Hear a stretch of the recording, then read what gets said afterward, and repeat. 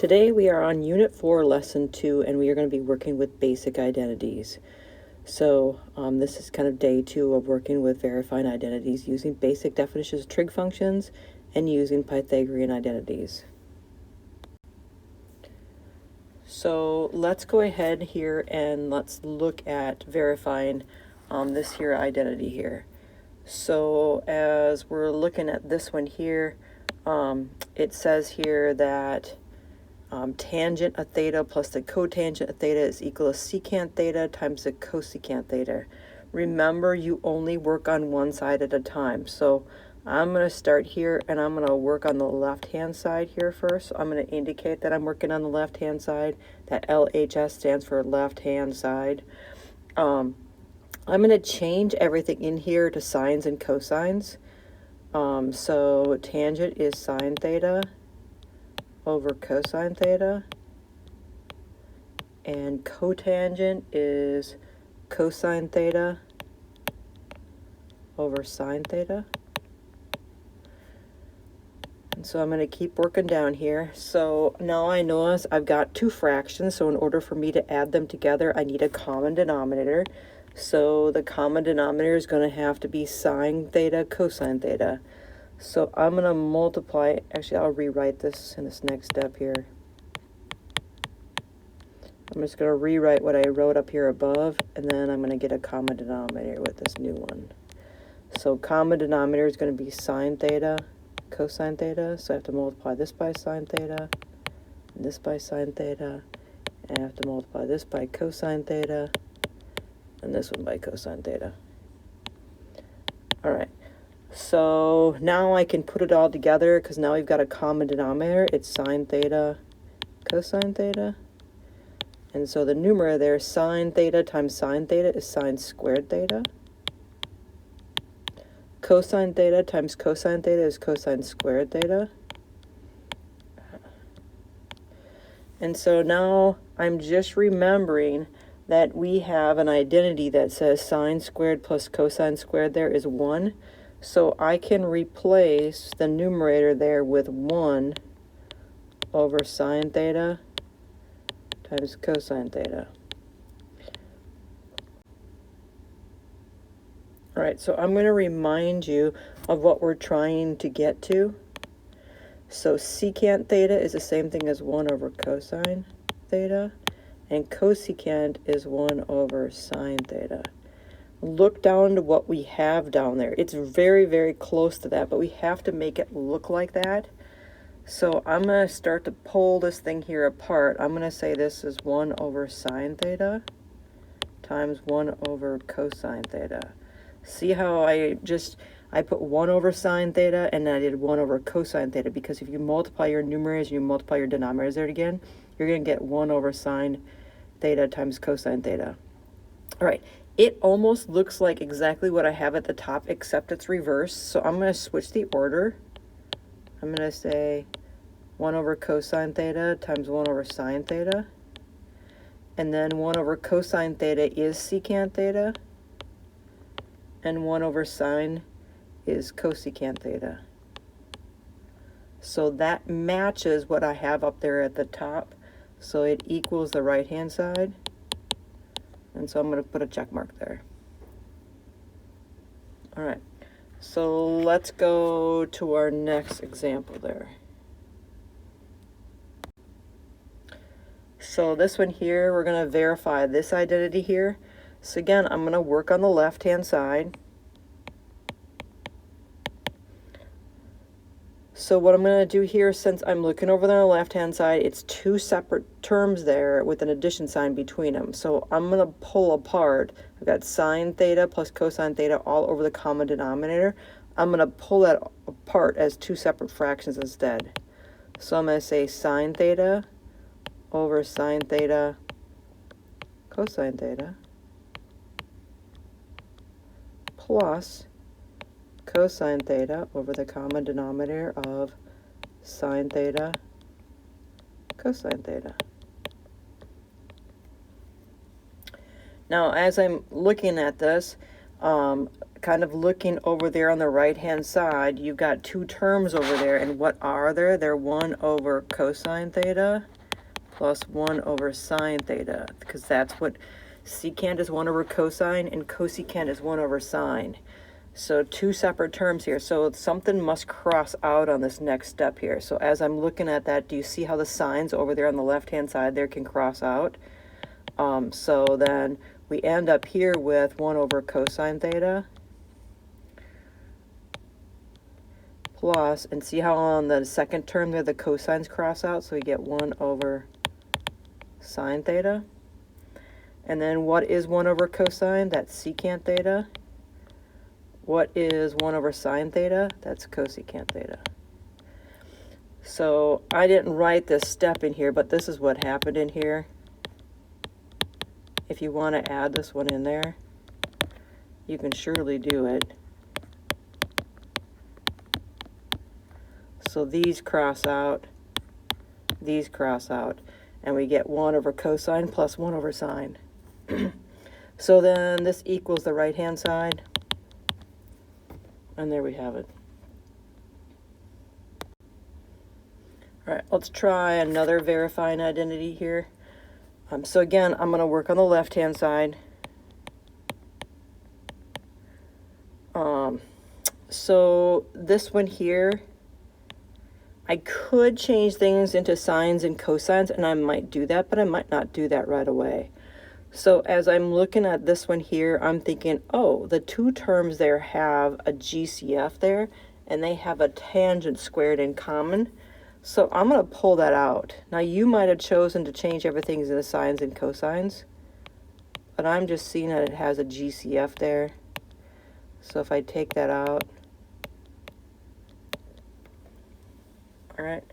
So now I'm reminded that 1 minus sine squared theta, if you remember, cosine squared theta is equal to 1 minus sine squared theta. So I'm going to replace that 1 minus sine squared there with cosine squared. And the reason why I'm going to do that is because you only have one single term over there on the right-hand side there. So we need to get this down so it doesn't have a subtraction sign in that. So I'm replacing this term over here with cosine squared.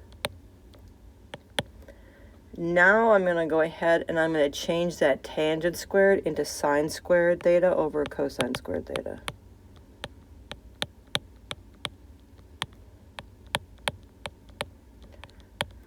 All right, so now hopefully you can see that the cosine squared theta there cross out. If you don't, you could just, if you want to write this extra step in there, I don't usually write this next step. These cross out. And so then you end up there with sine squared times 1, which is sine squared. And that's our right-hand side. So I put that one in red because I usually don't write that part in there. But again, if you want to kind of show that next step, you can totally do that. And again, you might have started things out differently. You might have, at the very beginning up there, you might have changed those tan squares into sine squared over cosine squared. But then you would have had to pull that out and seen the GCF there. So bear in mind that another tool you can use is GCF. Is there a GCF you can pull out? It just seemed like easier to do that right away. Okay, so in this one here, we're verifying the identity. Sine squared theta times tangent theta is equal to tan theta minus sine theta times cosine theta. So as I'm looking over here on the left-hand side and comparing it to the right-hand side over here, I'm seeing that the left-hand side it just has multiplication, and the right-hand side just has subtraction there. So I'm going to work on the left-hand side, and I need to replace something in on the left-hand side so we get a subtraction sign. And I'm thinking, oh yeah, sine squared there is equal to 1 minus cosine squared theta. So I'm going to replace that sine squared theta with 1 minus cosine squared theta.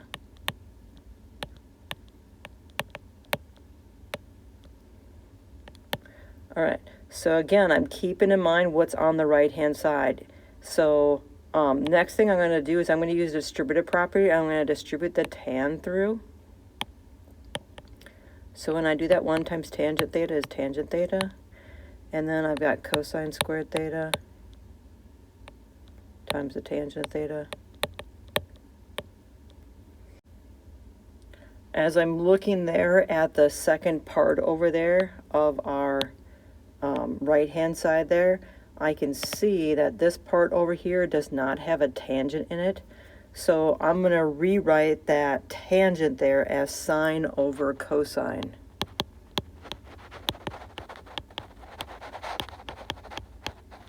All right, so coming down here, the tangent theta minus matches exactly what the right-hand side is supposed to look like.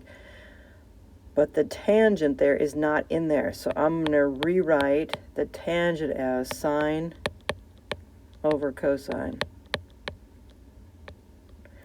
All right, so now I can see that my cosines in that second part there, we can reduce those down. So we get cosine times sine. Because cosine squared and cosine will cross out and leave a cosine up there in the numerator. So now we can go ahead and it almost perfectly matches what's up here on the right-hand side, except the sine and the cosine are switched around. So I'm just going to put them in the right order so they match. You want them to perfectly match. And so that just equals the right-hand side. All right, so now for this next one, example 5, verify this identity. You got tangent theta all over 1 minus cosine squared theta is equal to secant theta times cosecant theta. I want you to pause the video and try that one out. All right, so let me go through this and see how you did on this one. So as I'm looking over here, I'm going to work on the left-hand side first. And as I'm looking there, I know what this, I have to get that down to 1 over cosine times 1 over sine. So I'm going to replace this 1 over cosine squared theta because there isn't a subtraction sign on the right-hand side. So if we remember, sine squared is equal to 1 minus cosine squared theta. So I'm going to replace that 1 minus cosine squared there with sine squared.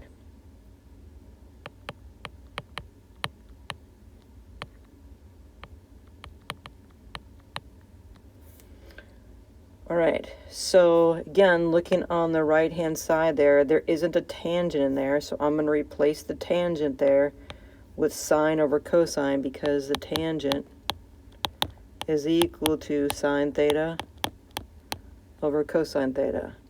So I'm replacing that tangent with sine over cosine. Noticing I'm going step by step here. I'm not skipping steps. All right, so now I can write this as a multiplication statement because I've got 2 division bars in there. I've got a division bar here and I've got a division bar here. So I'm going to rewrite this. The first top fraction there is sine over cosine. And then we're going to multiply by the reciprocal of what's down the denominator. Reciprocal of down there, it's right now it's sine squared over 1. We're going to write it as 1 over sine squared.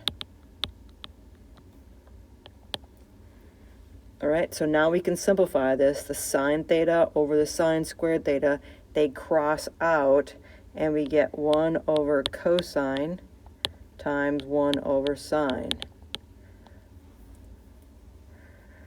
And now I can replace, I'm looking up there on the right-hand side, what am I supposed to get down to? 1 over cosine times 1 over sine. So I can replace 1 over cosine there with secant.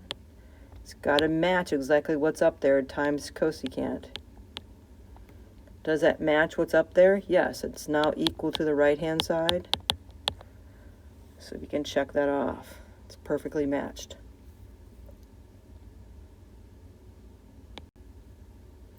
So your learning targets, I can verify identities using basic definitions of trig functions and using Pythagorean identities.